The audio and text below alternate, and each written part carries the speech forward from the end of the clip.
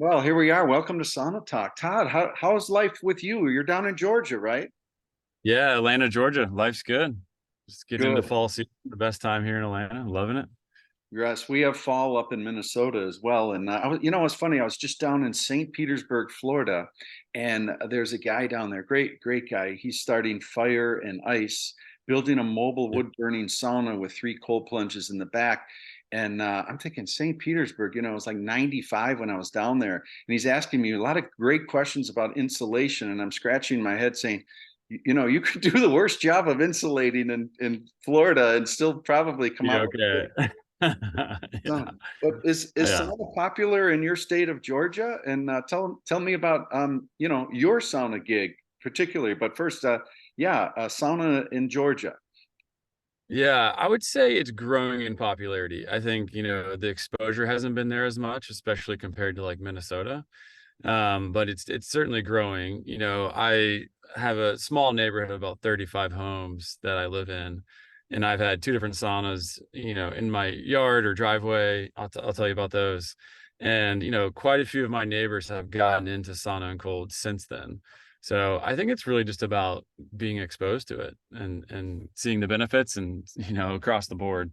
So it's growing. Another one of my neighbors actually has bought into a group of saunas that are coming to I think they're opening like 10 locations where you can sign up and go in. So I think that will help kind of grow the popularity. So yeah, it's Yeah. it's definitely growing. I can relate to the neighbors getting into it thing, and a buddy of mine even wants to make a T-shirt with the line. They used to make fun of us. Now they all want a seat on the sauna bench. Yes. I Yes. used to get made fun Exactly. of quite a bit, but now Yeah, yeah, it's contagious, like a candle that lights another candle. it really is. Yeah, it's addicting for sure. It's in a good way. Todd, tell us about your background and the company All Day Running. Yeah.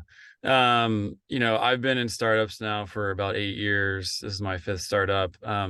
Jesse Itzler, who founded Marquee Jets and Zico Water, he's an amazing entrepreneur here in Atlanta, came up with the concept of all day running, of being this fun, approachable running brand that isn't performance driven. So he has kind of a retro vibe on it. He's been running for 35 years. I've been running for 25 years. And he just wanted to take a different approach. So, within that, not only a retro vibe and less performance, more fun, we also, everywhere we go, we bring sauna and cold plunge. So it just becomes kind of part of our lifestyle and something different that we're doing within the lifestyle of running. There's 50 million people in America that say that they run, that claim to be a quote unquote runner. And that's amazing. Only 30% of those people actually participate in the sport. So whether it be a 5K or 50K, whatever it is, it leaves a lot of folks that aren't really like engaged in participating. So we're trying to draw back in a larger crowd that looks and doesn't see, hey, do I need to qualify for Boston or run faster? Nobody's talking about pace. Just how do we make it more fun and engaging? And that's the beauty of sauna, right? I mean, most of the time people aren't saying what's the temperature that you're in and how many minutes did you stay. It's not performance driven. And we always say there's no heroes in the sauna. If you feel lightheaded, get out. Like there's no heroes. And I think it just kind of fits with our company culture and what Jesse has set up. It's pretty brilliant. Fantastic. Tell us a little bit more about Jesse and how you got connected with who is Jesse and how did you guys team up? Yeah. He's from New York. He moved down here after he married Sarah, and they have four children here in Atlanta, not too far from where I live with my four kids. And yeah, I mean, he's an amazing entrepreneur. I think he's sold five different businesses. Marquee Jets, he sold to Warren Buffett. Zico Water, he sold to Coca-Cola, and a few others, like really cool stories. He was actually like a rapper earlier in his career in New York. Just an amazing life that he's led and continues to lead. And we got connected through an event called 29029. Jesse started with a buddy of mine, Mark Hoodlick, and basically you climb up a mountain and then you take a gondola down, you climb up and you Everest. So you end up hiking 29,029 feet. And I did it the first year in Vermont and met Jesse. We stayed connected. When he started this brand, he was looking for, some partners in crime, and I came in to help. I'm a product guy kind of by heart, and love designing and creating products. So I'm leading the way here. Fantastic. And do you guys interact more with your running shoes on or on the sauna bench or combinations thereof? Way more in a sauna bench than in running shoes. Yeah, like I'd say 90% in a sauna and then 10% in an office and sometimes on a run. We both run a lot, but our schedules because of children are very different. We were at a run this morning together, so ironically we did run this morning. But it's usually difficult, so we almost always meet in a sauna. I mean, Right. if we're in his office, it's like, why are we not in the sauna right now? I So love that. That's such a great vision, and I live this. I mean, it's amazing how sauna is a great incubator for idea generating and just oh chilling, just chilling as you guys I'm sure do. And then sort of like it not just yeah. opens the pores of your skin, but really opens some creative thinking, I'm sure. Yes, 100%. And we do cold therapy a lot, almost every time. So he's created this concept of like a sauna village. So it's sauna, cold, and then we sit in chairs and talk. And usually Amazing. for 15, 20 minutes, and we do another round and we do kind of cycles of that. It's a blast. It's a blast and it's universal. That feeling of good heat and cold, the way you described it is exactly, familiar to me, and I know probably every listener to Sauna Talk. So there is this beautiful universality of hot and cold and good Yeah. sauna. Tell us about, and speaking of good sauna, I really want to get into the Running Man event. It's the main opportunity for us to visit. And I think a good lead in to that is let's talk about the mechanics of sauna for you guys down in Georgia. Like, Yeah. what are you guys using? What do you love? And then we'll dive right into Running Man. All right. For us, we actually own as a company 6 sauna trailers. So we had a team actually in Minnesota build out these. They look like large landscaping trailers. They're 8 feet wide by 14 feet deep, and fully insulated, cedar inside. Wood burning stove, and they're fully converted into a portable or mobile sauna. That's pretty amazing. We actually this morning we did a group run at Chastain Park here in Atlanta. We had 100 people show up, and we brought the sauna, and we just put it in the back of the truck, and you bring it. We bring a couple of coolers filled with ice and water and ready to party. So that's the majority of like our events so far have been in these trailers. So we have 5 or 6 of them. We also partner with like Nomad saunas, the barrel saunas. They'll bring 1 or 2, and we have plenty of space for folks. With Running Man, it's a little different story. We go from our normal events are 50 to 250 people, and now we're going up to like over 1,000. So we had to find a different way of getting 1,000 people into a sauna. I did the math, and if we were to just build more saunas in the traditional way, insulated cedar, even, it would cost over $1 million just in saunas. And so we obviously couldn't afford that with the ticket price. So we had to come up with another way of doing this. So we pulled inspiration from like 4 different areas to build what will become the world's largest sauna. So that's what's going to happen at Running Man. And the origins of the event, Running Man, was it fostered on the sauna bench in the cold plunge or with your running shoes on? Yeah. Tell us about the event, the brainchild, and what the event's all about. So it was certainly Jesse's idea about the event, and the original name was Sauna Fest. It was gonna be like Burning Man, but for sauna. It was gonna be like Sauna Fest, and you would just sauna cold and hang out and listen to music and have fun.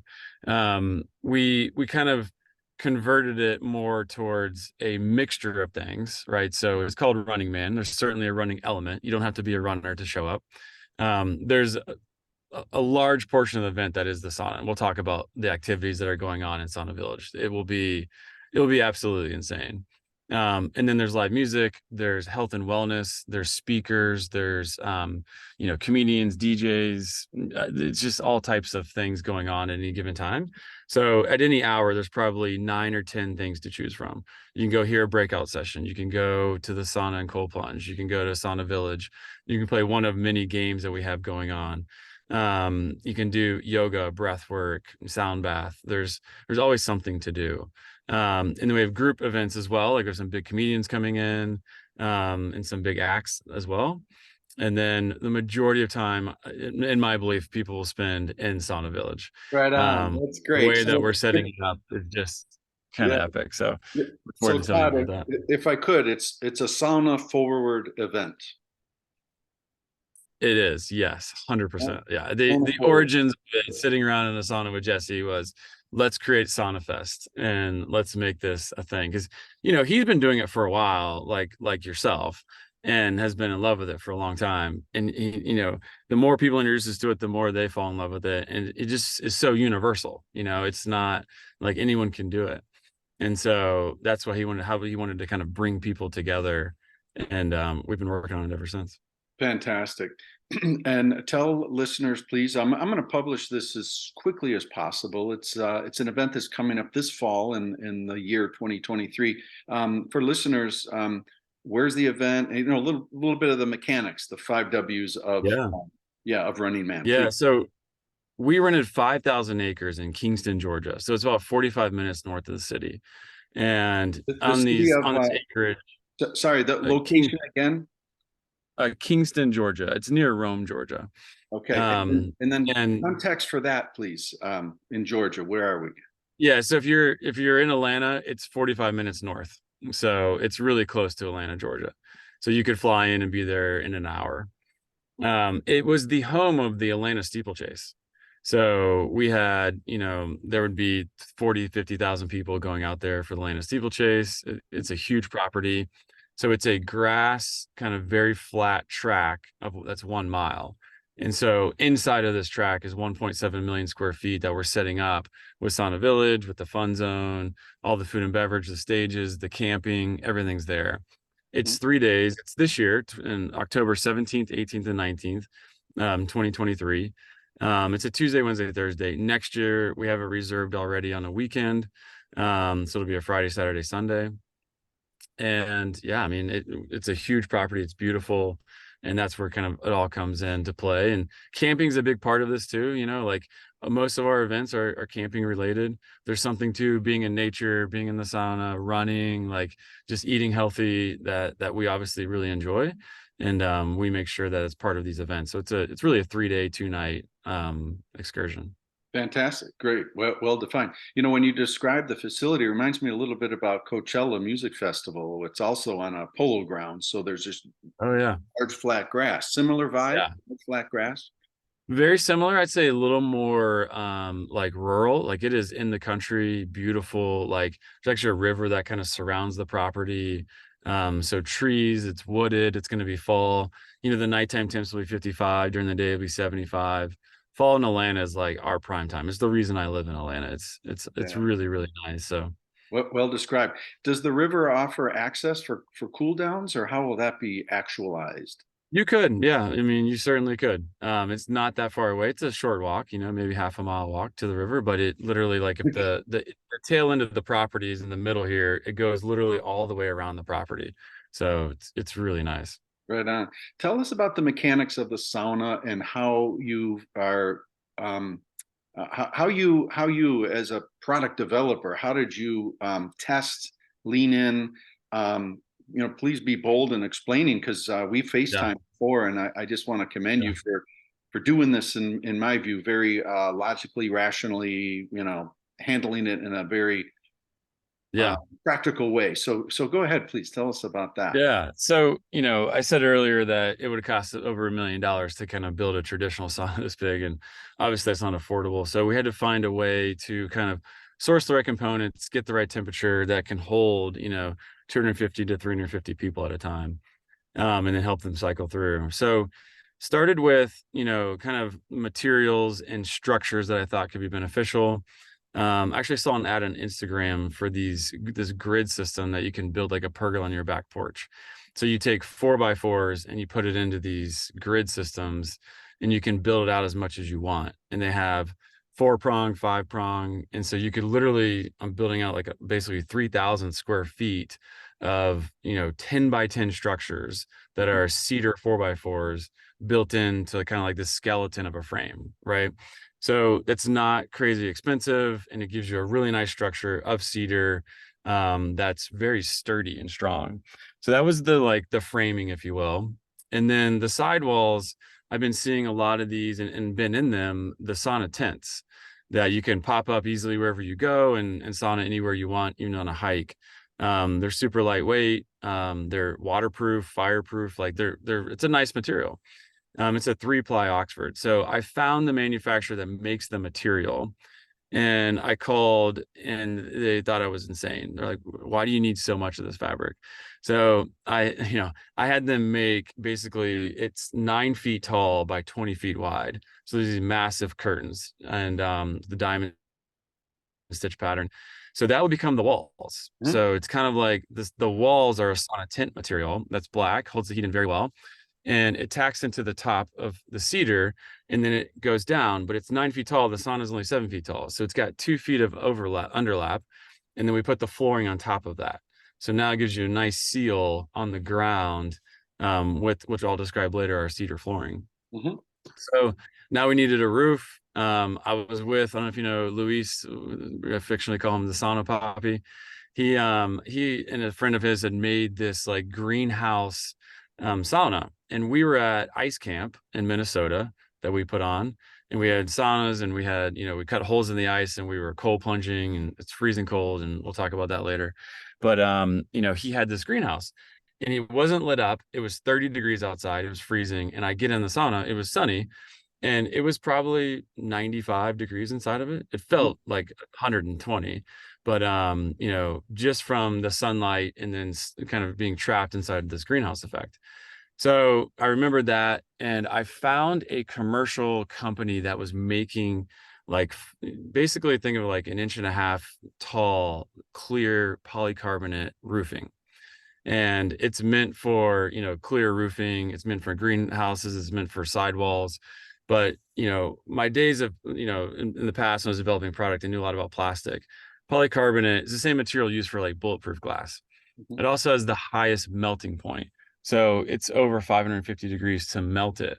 And I knew that we needed a really high melting point if it's going to be in the roof with the, the chimneys going through it. So I got in touch with this company. They also thought I was insane, and ordered enough to kind of like cover the spans. So they're a little bit over 10 feet wide to cover the span, and it goes across 60 feet. And there's just layers of these going down.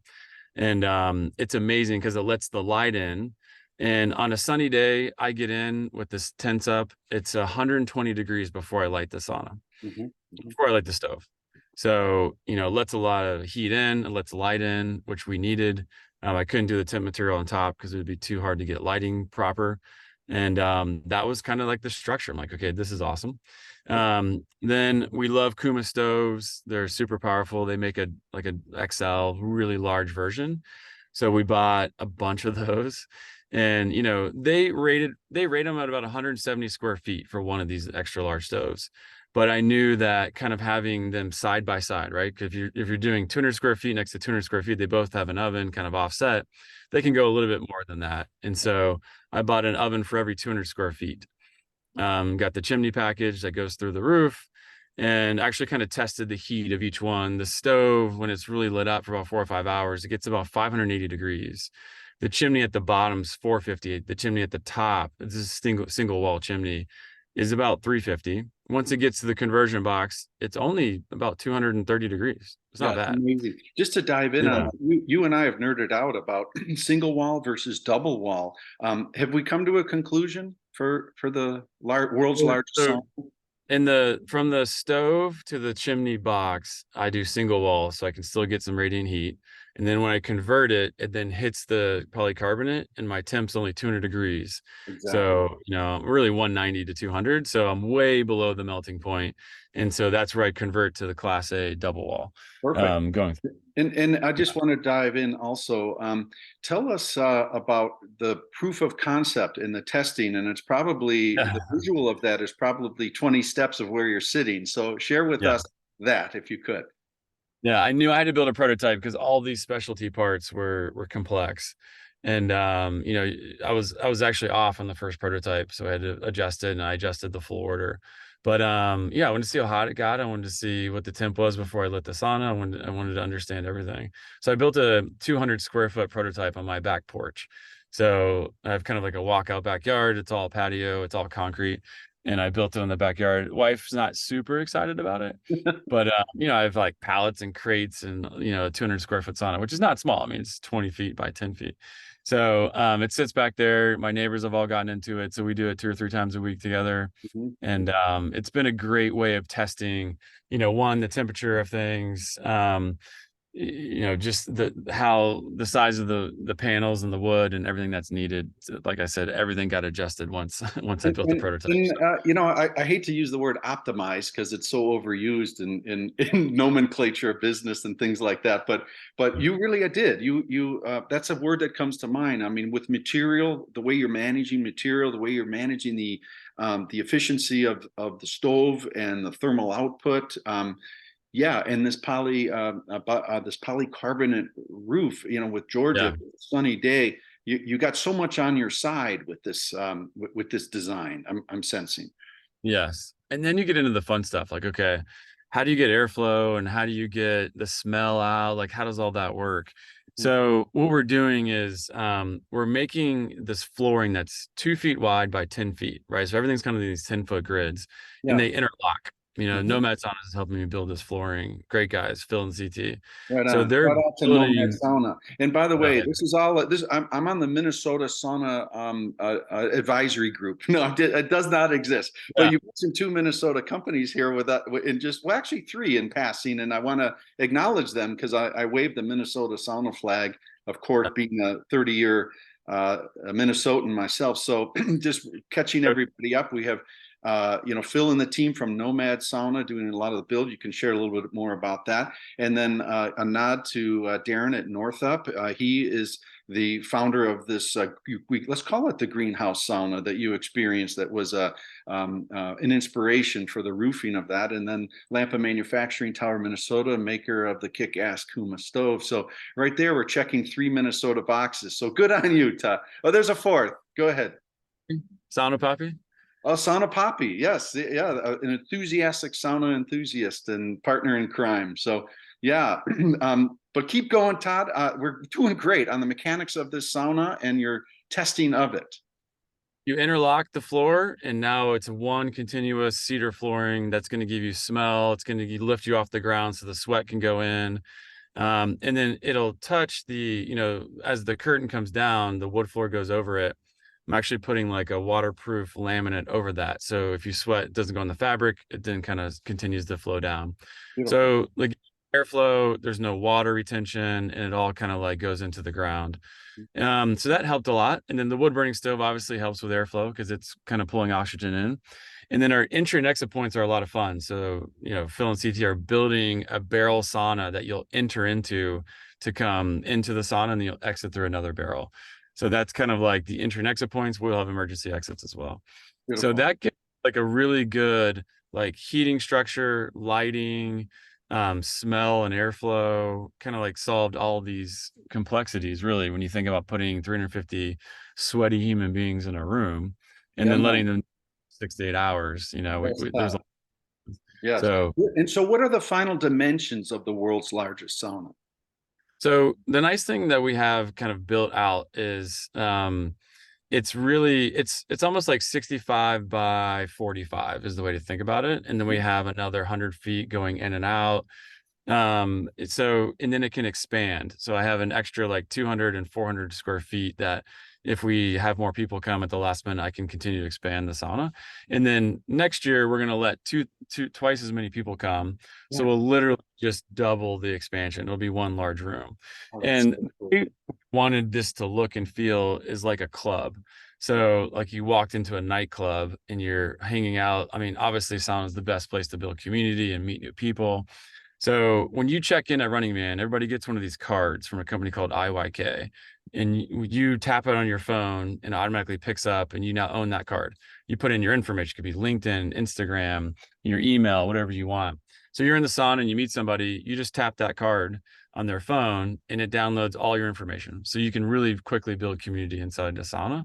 Mm. And we're setting it up like not only just benches, like normal cedar benches, but we're also setting up like lounge chairs and hangout, kind of like if you got bottle service in a VIP area, you can really like hang out. And then the thing I haven't mentioned yet, I think the best part of this is that one of the walls, we're removing the outside of the sauna tent material. We're putting a glass, 10-foot by 7-foot piece of glass. And on the other side will be a DJ. So the entire time we have like scheduled programming with like 4 or 5 like amazing DJs. So you'll have like the disco hour and the 90s rap hour and the country hour, and we'll have hot yoga. We'll have the silent meditation hour. There'll be all types of programming that you can go experience inside of a sauna that you've never have, but it'll be a party. So, it's the world's largest sauna, but because of the DJ, we call it the world's hottest party. And Yeah, that's really kind of the really fun part for us, I is love that it's a great place to meet people and hang out, but then also there's a ton of programming to have. So well described. Thanks, Todd. So again, let's summarize for listeners. The event is taking place October 17th, 18th, and 19th. and call it Atlanta, Georgia, for the big scheme of life. A lot of flights. I'll be down there. I'm not going to miss this event. That's so exciting that you guys have leaned into this. And the other thing I have to give you guys a nod to is that this is you mentioned proof of concept, but it's well beyond that in terms of understanding the fundamentals and power of good sauna. You allude to the community aspect, and so this isn't like a whim. This is a lot of experiential work that's gone into the vision. So I have to applaud that. Thank you. Thank you. Yeah, we've done events at like 250 people that very, very similar, 3 days. This is just like on massive steroids. Yeah. So, when you out of the sauna too, there's a whole area the size of probably like 2 football fields where you first kind of get crowd into a rinse, and then you can go into the cold plunge area. So plunge will be there. We'll have a bunch of their XLs, and they have some new 6-man inflatables. They'll all be at, 40 degrees or sub 40 degrees. So you can do cold plunging, and then you can continue to cycle through that. And then we have a lounge area that you can go and just hang out. It's kind of like that Sauna Village relaxation. And then we actually have like a recovery tent. So a lot of sauna vendors will be in there selling some new products and things on the market. And then we'll have folks like Therabody, where you can, put, different types of recovery aspects all over your body. So really fun things in that.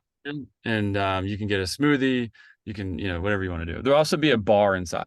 So we'll have a massive cooler where if you want to get an not drinks, right, but like electrolytes or water, you can do that inside the sauna. Share with us. We have just a few more minutes, and I think it's a great transition. You reference a few. I use the term conscious. You have consciousness about the running and the hot and cold therapy. You mentioned hydration drinks, electrolytes, chill out zones. There's a great, call it a Venn diagram overlap of running, fitness, running, and sauna. Share with us a little bit, on the mechanics of that, either on a personal level for you about sauna with your running in your community. How are they intertwined, and how is this Venn diagram such a great overlap with people who dig running also digging sauna? Yeah, I'd say number one on the overlap is community. Like my best conversations are had either on a run or in a sauna. So like the community aspect of like being together and being with other people and friends and, new friends is a big part of that. And, we don't talk about the performance base of this. So it's always kind of this like fun, approachable thing. So we're trying to make what seems, intimidating, especially cold plunging, to make it more approachable. And the same thing with running.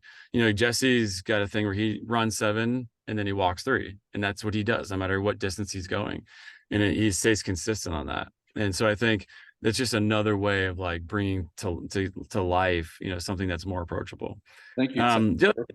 Go ahead. Yeah. I think that other thing that's kind of like from a health and wellness perspective, obviously there's a lot of health benefits to running and being active. There's extreme benefits, obviously, to sauna and cold plunging. And, what I like to say, and like when people always ask me like, why do you sauna and why do you cold plunge? The simplest way I can describe it is you're effectively exercising your immune system. Right. So they're both forms of exercise. And they're like, what do you mean by that? Like when you get in the sauna, your body's trying to fight what it thinks is a fever, right? You're at 180 or 200 degree sauna, and your body's trying to cool you down as fast as humanly possible. And it's kind of like going extreme on like that side of the immune system. You get in the coldest, doing the complete opposite, it's trying to not warm you up. And so I just say you're kind of doing this 2 far extremes of like exercising your immune system. So they're both forms of exercise, in my opinion. Fantastic. Um, so Yeah, a couple rapid fire questions, and we're going to wrap up here, Todd. I can't thank you enough for being on Sauna Talk number one, and it's been such a pleasure to help in my small slice of a way, and with your sauna, and a few rapid fire questions, if that's cool. thank you. Yeah. Yeah, man. So mobile sauna, you guys are no stranger to mobile sauna. You bring them around to your events and stuff. If you could bring a mobile sauna anywhere in the world, what's the first place that comes to mind? Lake Como, Italy. Just, Swiss Alps behind you, beautiful. My one of my favorite places in the world to go, and just it's a place that I feel at most at ease, and that's where I want a sauna. Fabulous. Would you be speaking Italian or English on the bench, or a combination, maybe? I only know a few Italian words, so it's certainly English. And who would you want a sauna with in the Italian Alps? Like, who's the first person that comes to mind? My wife, yeah, she's always fun. It's a great place for us. We have 4 children. They're little, 3, 5, 7, and 9. So Right on. with me is always the best. Beautiful job. Hey, what do you think? Oh, so when you wake up and you know it's a sauna day, I mean, you have this great sauna in your backyard. It's a prototype. You've been working on that. When you know it's a sauna day, maybe a rainy day in Atlanta where you just kind of earmark, this is going to be it. And you think about from the moment you wake up to even at night, when you tuck your kids in bed at night, and you have that kind of post sauna glow in your system. Is there a moment that shines for you as the pinnacle of your sauna experience? Yeah, my favorite time is the sauna at night, or sometimes towards the night, and I end on cold, and then I take a quick shower and I get in bed. I feel like I'm levitating on the bed, that I'm floating, and it's the best sleep I ever get by a country mile. Like nothing even comes close.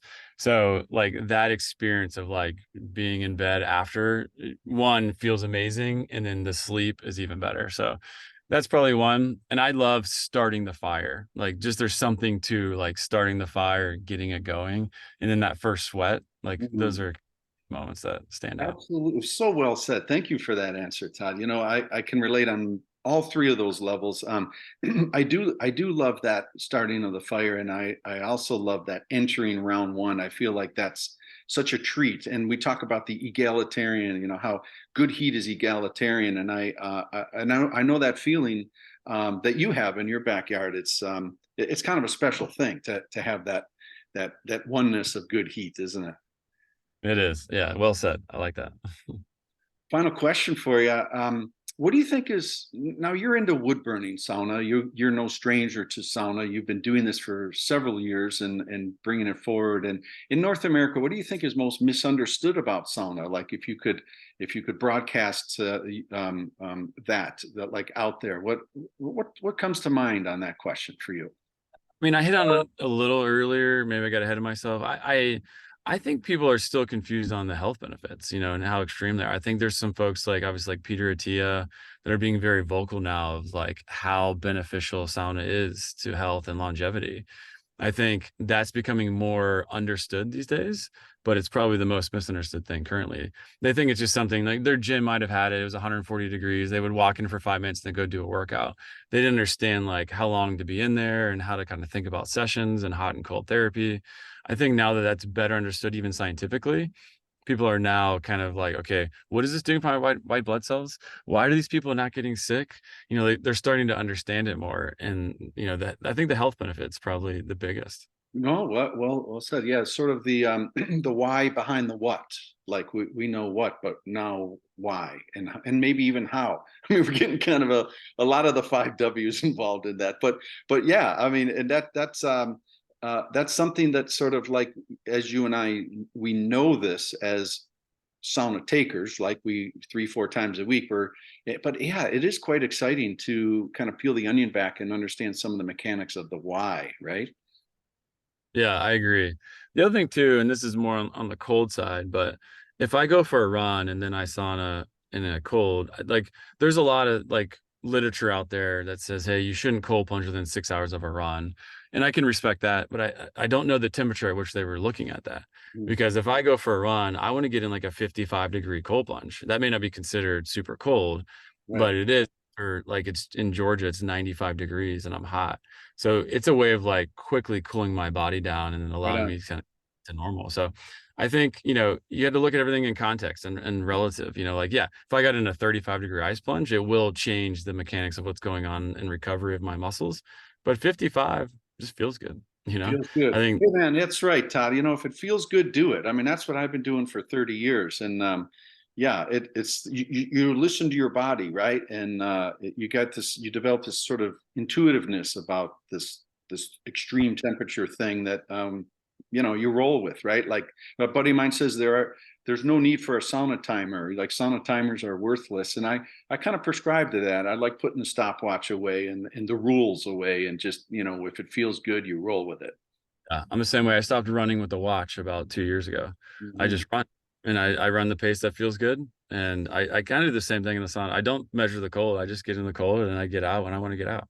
Right on, man. So it's great. Todd Furneaux, I can't thank you enough. I'm just super excited about your dedication to sauna and with the event Running Man. It sounds like a blast. I can't wait to come down. I want to come down.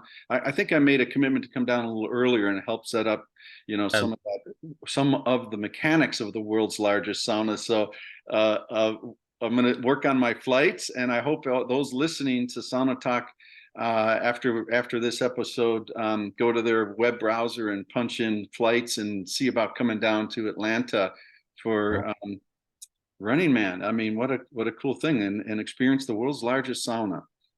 well, Glenn, you've been super helpful. Thank you so much for, your help on the world's largest sauna, and look forward to seeing you soon. And we're going to have a blast. That's, Right that's on, for sure. brother.